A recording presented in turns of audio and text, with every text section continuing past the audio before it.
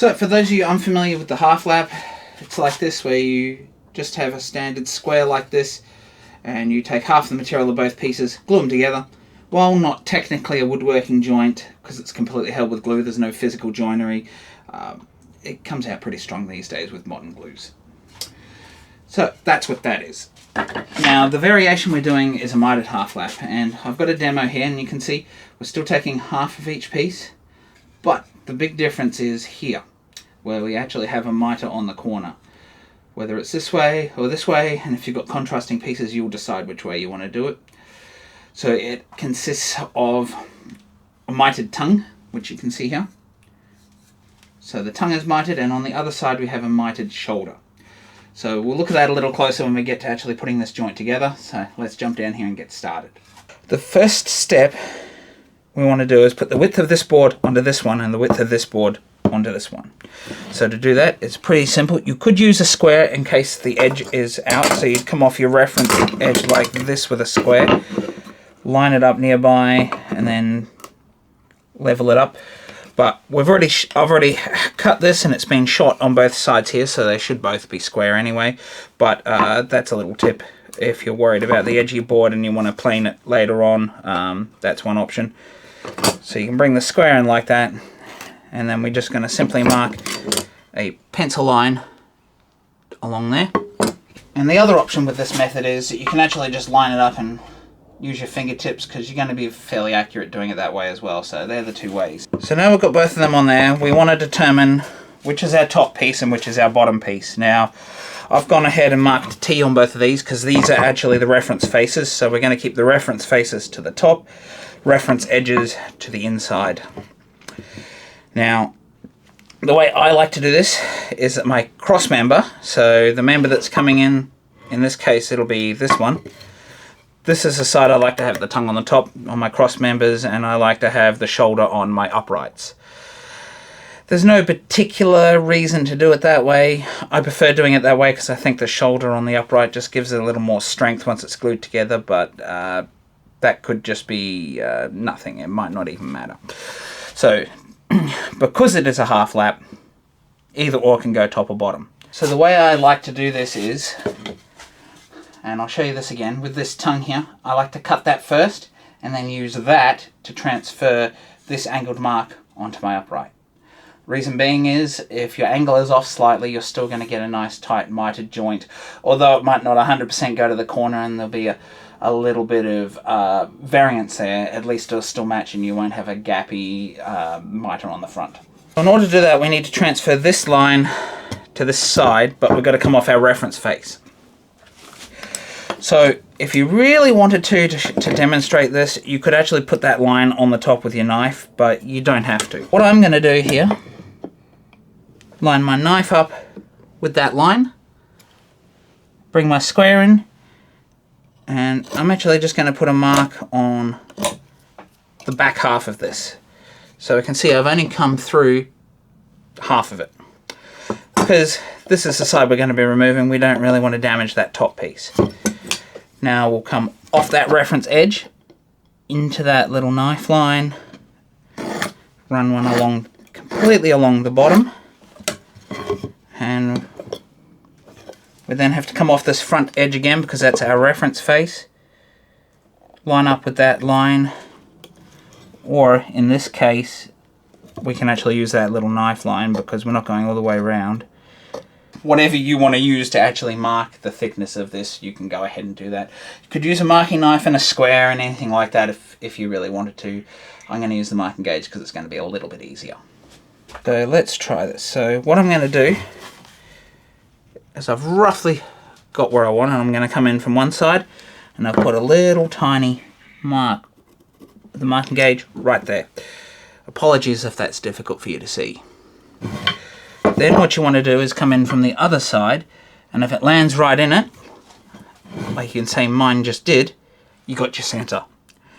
Now you want to really make sure these things are locked down because these ones can slide quite easily. This one's a double screw, they're less likely to slide, but make sure you got them done up nice and tight so it doesn't move. Because this is my waist piece, I'm going to come in off that face and I'm going to mark that measurement there. across the end grain.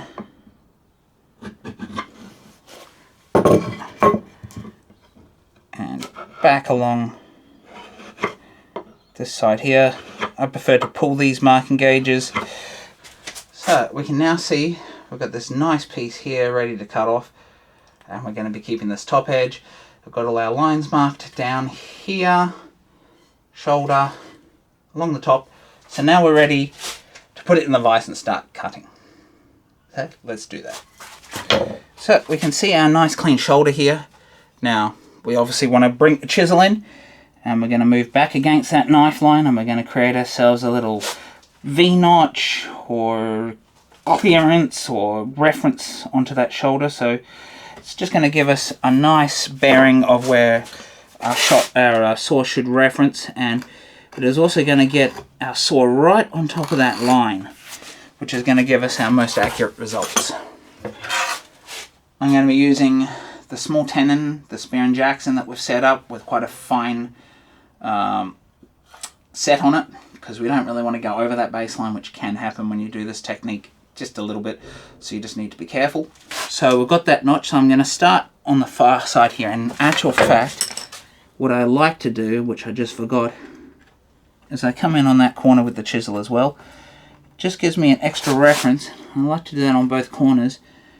Just gives me an extra bit coming down this side, so when I start, it's an extra reference here. So I'm going to start by nibbling, and while I'm nibbling, I'm slowly dropping this saw.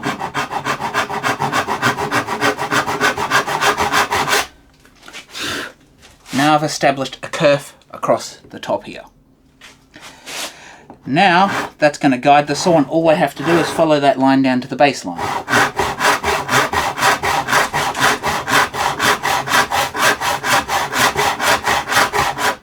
So I'm at the baseline that side. I clearly need to saw more on this side.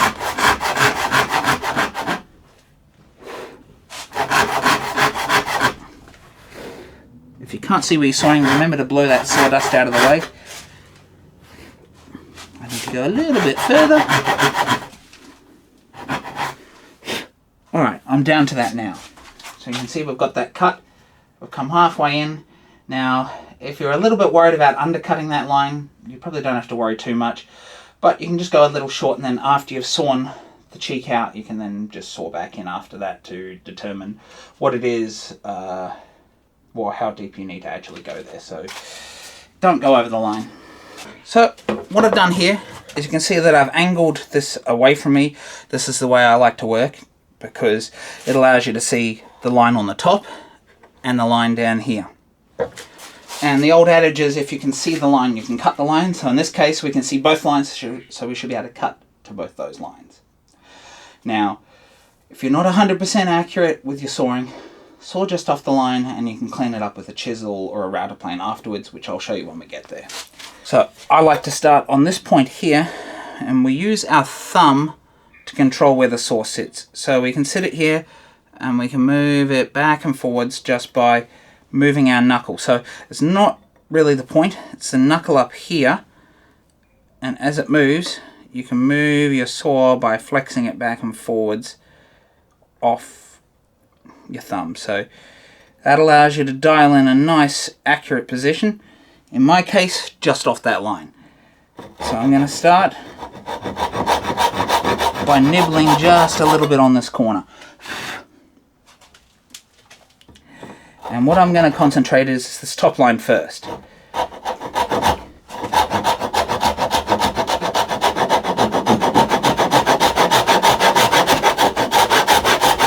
Now if you struggle with this on the angle, you can do this step upright like this first, and then move it to this position. I just like to do it that way. I've got used to it, so that's what I do. So now I've established a curve across the top. So you can see here we've got this curve across the top, maybe 3 or 4 millimeters deep. So now we've got that done, we can just concentrate on this line here.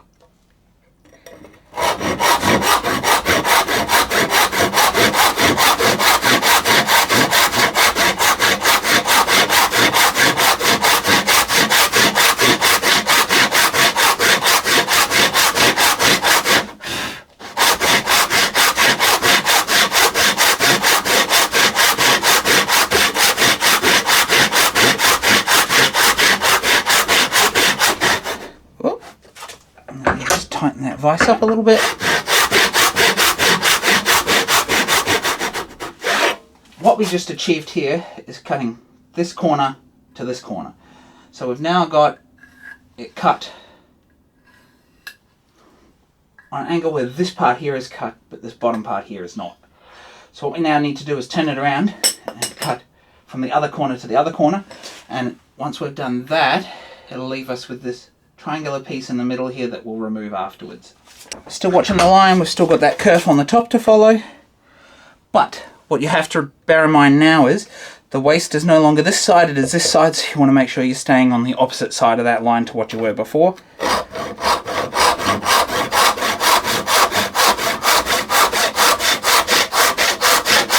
And we don't put any weight on the saw, we just pull it back and forwards and let the saw do all the work for us.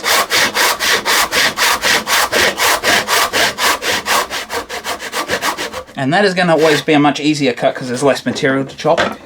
Now, we've done that, we need to remove that triangular piece I was telling you about. So we'll sit it here. And now, we've obviously got the waist back on the camera side. I'm just going to cut this down until I reach this baseline, and if I've cut through on that shoulder enough, I'll show you what happens. Sometimes it hinges.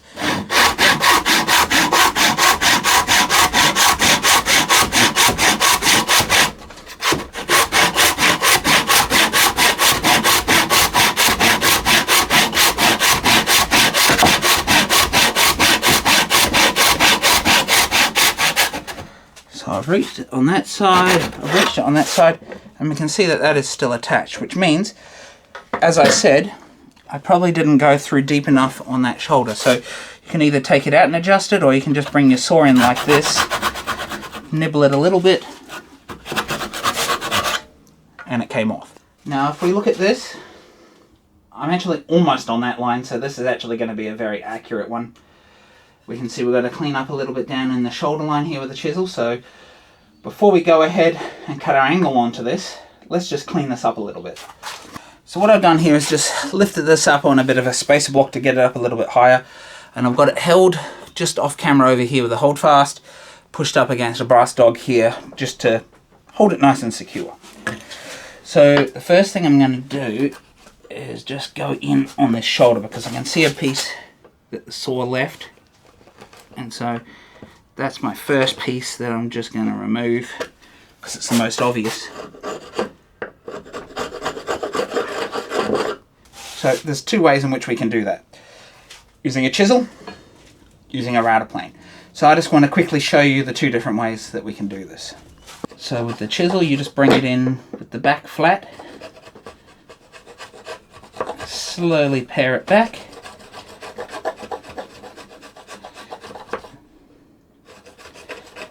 And you're just using the back of the chisel to reference that. Now if you do use a longer Western style chisel, you can actually have a block, or you could use a block even with one of these, so you reference it flat, so you can use that to work it, and you can get it at the level you want. That is one way to do it, but I don't like to do that. So you can just come around,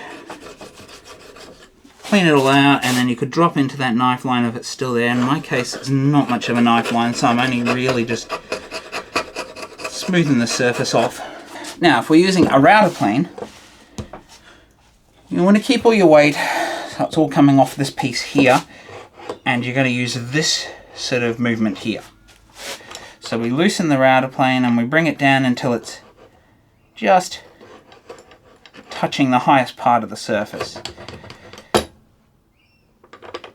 And then I just back it off slightly to ensure we've got it right, and use this sort of rotation method. And the idea being that because, well, this should be a reference face in all honesty if you're going to be doing this, but it's going to be referencing so it's in the same alignment as back here down onto your tongue, and that should get it nice and accurate. And you can just keep moving the blade until it comes in line with that knife line, and then by doing it this way you can get a nice accurate parallel face to your half lap.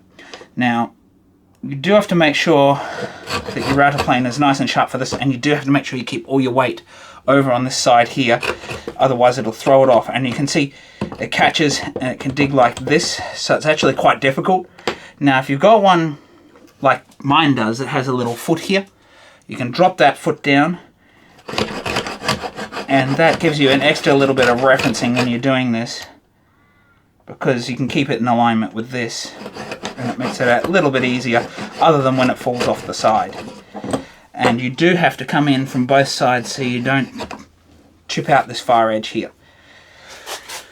So in my case, I think I need to take a little bit more off to get down to that knife line, so let's quickly do that.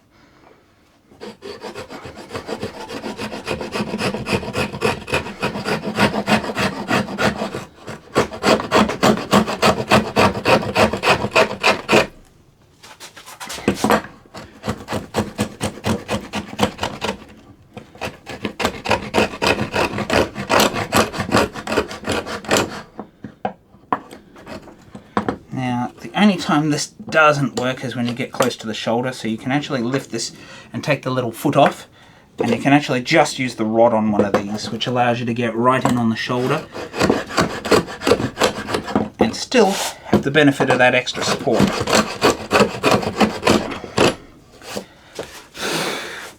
So we can see here that we've put that down, it's in alignment. I can't see that line anymore. Sometimes you have a little bit of indiscrepancies, but you know, it's up to your eye to get it as accurate as you can, and you'll improve over time. So if you do a few of these in some scrap, you're going to improve your technique in no time, in my opinion. So what we now want to do is add that mitre on here. So let's jump back down here. So we want to come back here and look at our two pieces.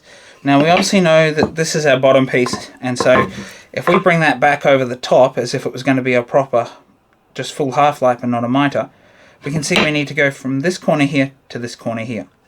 So how do we go about marking that? Well, anything you've got that's at a 45-degree angle will actually work for this, unless you actually have different thickness pieces, and then this angle might not be a 45 and you'll just take a knife line from corner to corner. But in this case, these are the same, so it's going to be a 45-degree angle. So you can bring your combination square, tri-square, any bevel tool that you can get a 45-degree on and use that. So I'm going to go corner to corner, and I'm going to mark a nice deep knife line, because this is across the grain. I want them nice and severed for when we saw. Now if I can find my pencil. So we can see we've got a nice deep 45 on here.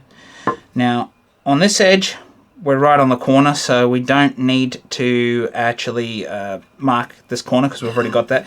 But we do need to mark here where we're going to saw straight. So we're going to bring back in onto our reference face. We're going to line up with the ridge back here. So I'm going to use what we've already marked in here, so you can actually flush it just back here on the shoulder you've already cut, and we're just going to run that line in here. So now we can see we've got that line just here. So now we've got to saw this.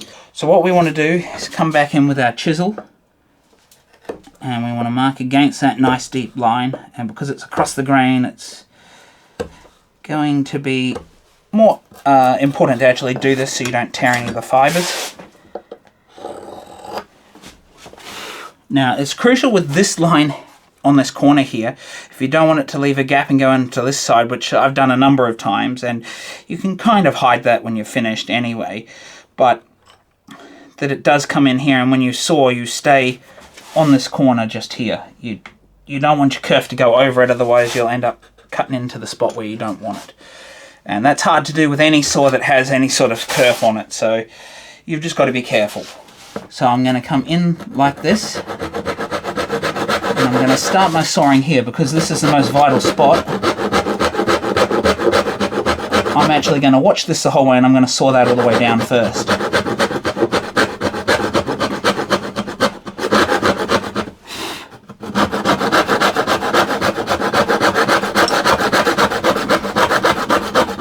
So now that I've sawn through there, I can just follow this line across here.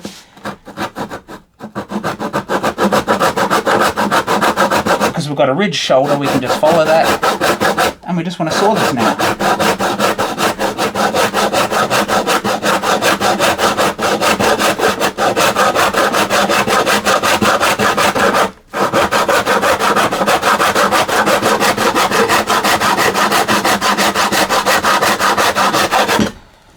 Now you can stay just off that, and I'm just going to clean this up on a 45 on my shooting board that you've seen the video of me making, so let's quickly get it down on there and we'll clean this up. So this was a video where I made just this piece of wood that sits here that you can reverse for whatever angle you're working with. In this case, it's working in my favor the way I want it, or I could flip it over if I wanted to do it the other way. Now I'll leave that video down below for you. Now, what I've got to do is hold this tight here, and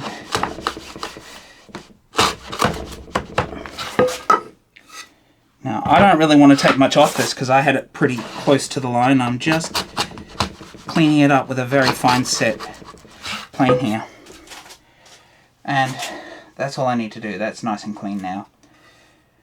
I am hitting the corner here a little bit, so that's why you just got to be a little bit careful. It's quite easy to overshoot the mitre, especially on timber that's not the most compliant.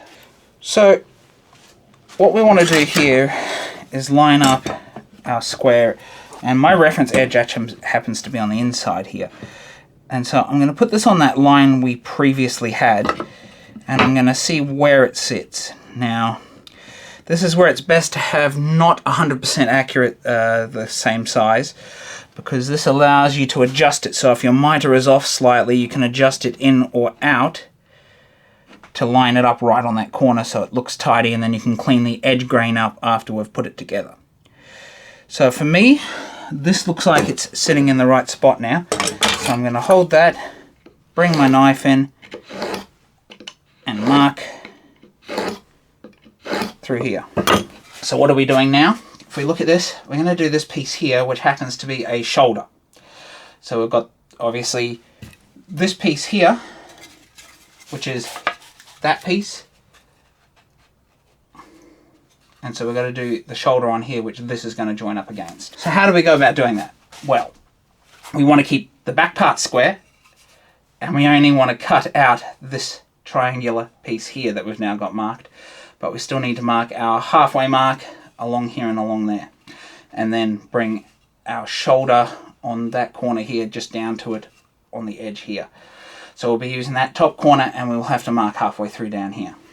What I like to do is make sure that we're dead accurate with the sizing. So if we've got a little bit out here, we're going to use the physical marking here. So wheel marking gauge or anything to judge your depth, and we're going to take that marking off what we've already got here, and that means there's a greater chance that these thicknesses are going to match, even though, you know, this is pretty much the same as halfway, which it should be, but sometimes you go a little bit off, and so we take the marking directly off our piece. It's just going to give you a better result, and then we need to come in and mark this, and down this side here.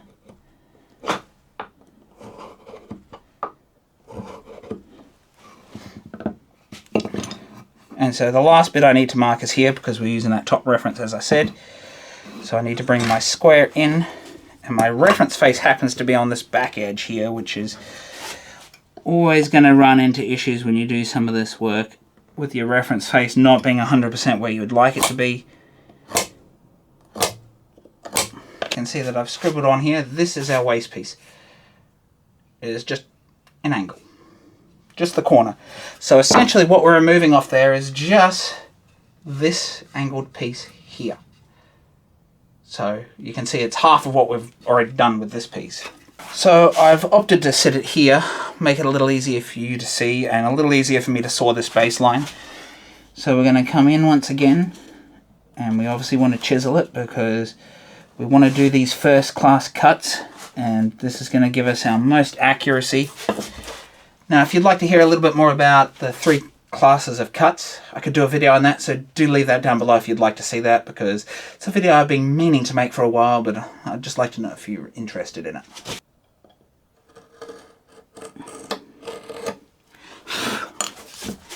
So now we've got our little ridge.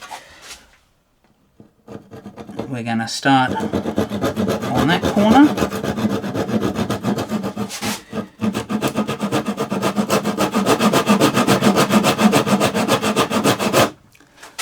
Now I just like to nibble along here in this case because I want to concentrate on this back corner, just like we did with the point of the other one.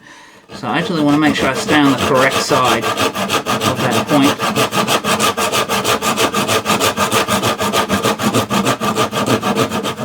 So I'm going to nibble that first and then concentrate on the rest of this.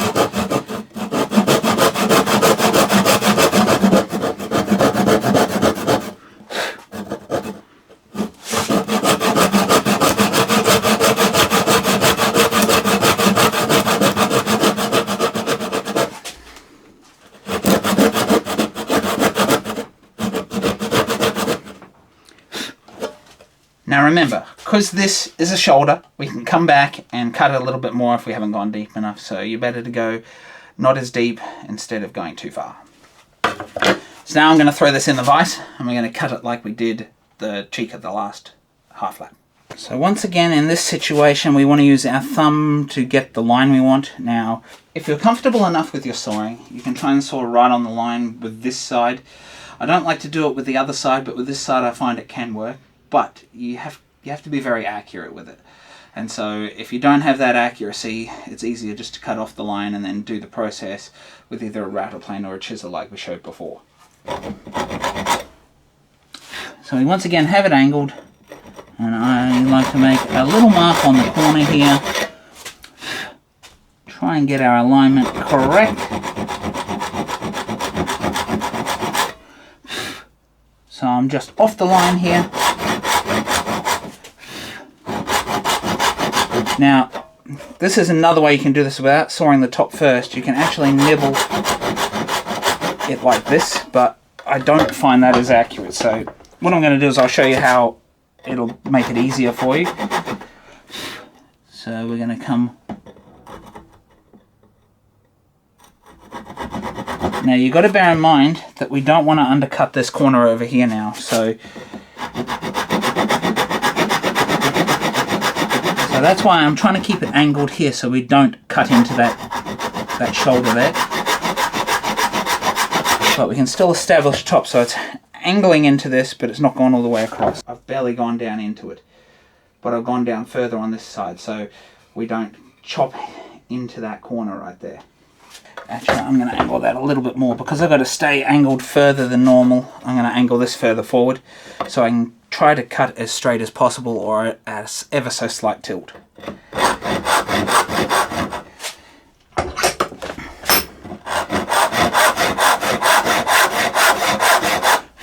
But once again, let the saw do the work. Make sure you got a nice sharp saw. I've got a very, very loose grip on this.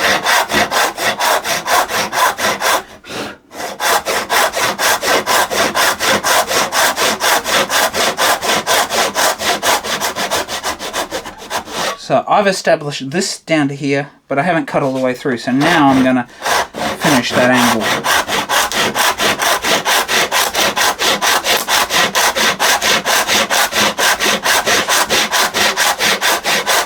So what we're trying to do here is we can get this line dead straight, then we can saw dead straight to that line.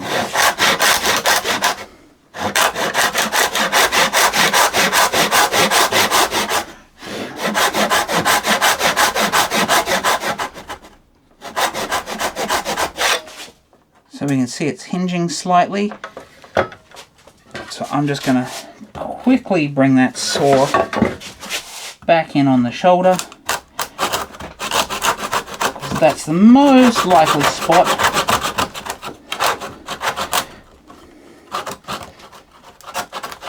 And it does get a little stuck when you're doing this process. It's not the easiest. And now I've broken it out because I actually have sap lines here as well. So you can see I had a big sap line in the middle of that. So hopefully you don't have a sap line in your joinery. So once again, the first thing I'm going to tackle is that shoulder. Be careful not to sort of overcut the top of your shoulder. Try not to catch it with your chisel. You can undercut it slightly, but you really don't even want to do that. You want to keep it as deadbolt upright as possible, as square to that shoulder. You really don't want to adjust that shoulder because you've gone to all the effort to get it right. You don't want to stuff it up now.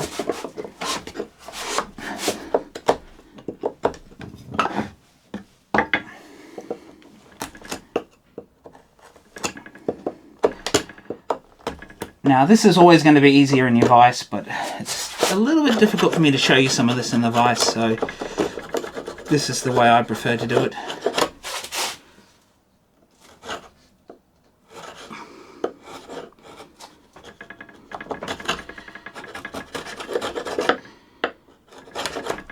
Now this is not the most compliant of timber, being Jarrah, so I am actually just going to go back to my router plane because it's just going to be a little bit easier.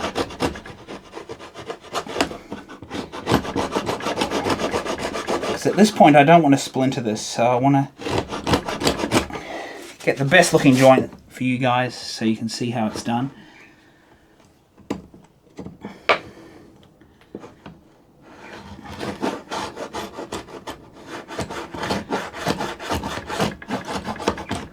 A little tricky to get right into this corner to level that out just up here. That is the real tricky point just here. The router doesn't get in there well, your chisel doesn't get in there well, so you've just got to do it by go slow and you'll get it there. So what I want to do is I'm going to glue it together and I'll get back to you after I've glued it together and we'll see what the final result is after it's glued together, because that's the real results. After it's glued together, how does it look, how can we clean it up, and if we do have any mistakes, how can we make them less visible than they are? I didn't use the corner clamp for doing it because it puts the pressure in the wrong direction, so I had to use edge clamps, as you can see here. So having a bit of a look at that, we can see there is still a tiny gap here, but I'm going to see what it looks like after I've face planed into this.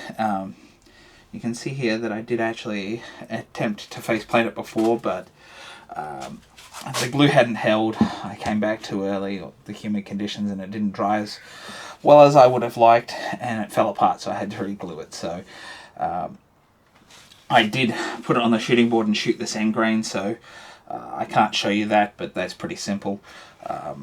Or you can come in and just plane that back like that. So now I'm going to go ahead and we're going to face plane this to actually bring it into level.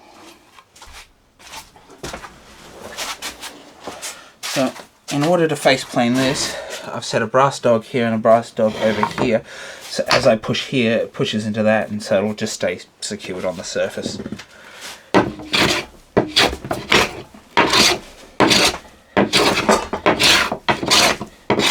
Only problem is that I have a bit of reversing grain here.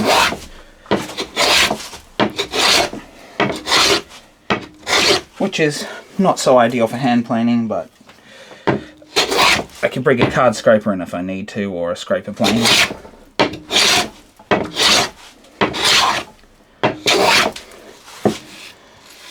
So you got to watch out when you do have two grains coming in and you have to hand plane here.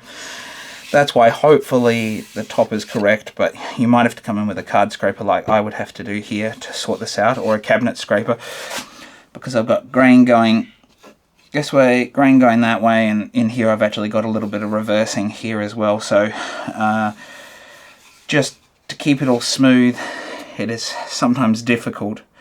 And if you'd like a video on grain direction and how to sort of pick grain direction, let me know down below, and that could be something that I've done, because I've not done a video on that on the channel yet. So if it is something you'd like to see, do go ahead, put it down below. This is actually a perfect situation where you could bring in something like the cabinet scraper.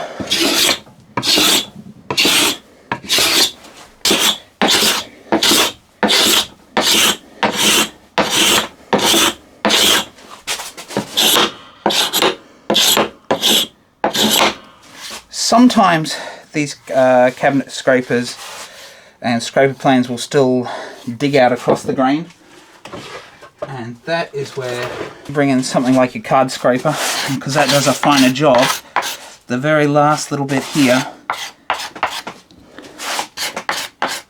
you can smooth out much better just with a little card scraper to spot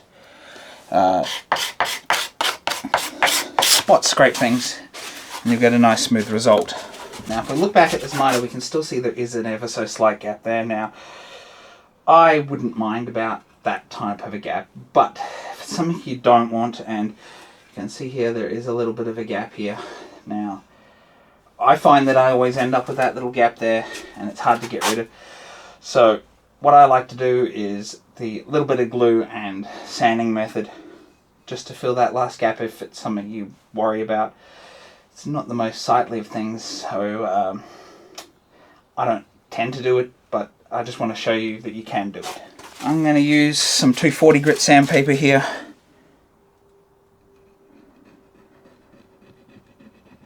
Run a little bit of glue along there into that corner.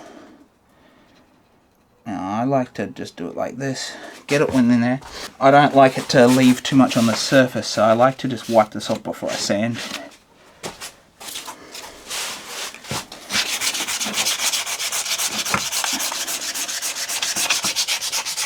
And you want to go in both directions into that corner.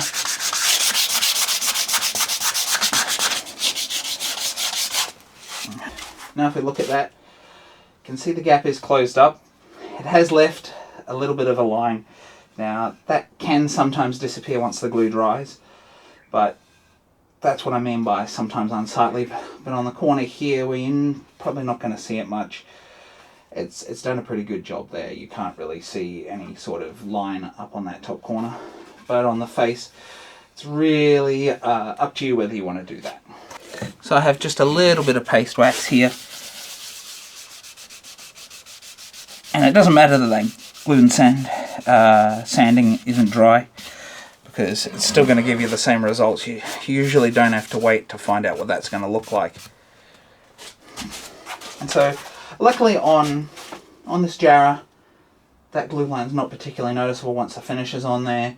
On the top, ever so slight line, but you know, you're going to have a few indiscrepancies and a few things that are not 100% right when you're doing things by hand, and that's what it is about doing it by hand. That's what makes it handmade. Little indiscrepancies, little digs, little tiny gaps that you might have corrected if you're worried about what the look of it is. And so I'm not too worried about little tiny discrepancies, especially when you're learning. So there you have it, folks. That's how I go about doing the mitered half lap joint, and also how to correct a few of the issues that you may face, that I face quite regularly when doing this type of joint. So if you like this video, please do like and subscribe down below. While you're down there, please do sound off in the comments if you've got any tips and pointers for others looking to do this joint, or maybe a different process that makes it a little bit easier that maybe even I could follow. And if you'd like to see another great joint video such as the one here today, do check out the video up here where I show you how to do the full square half lap joint. Bye for now.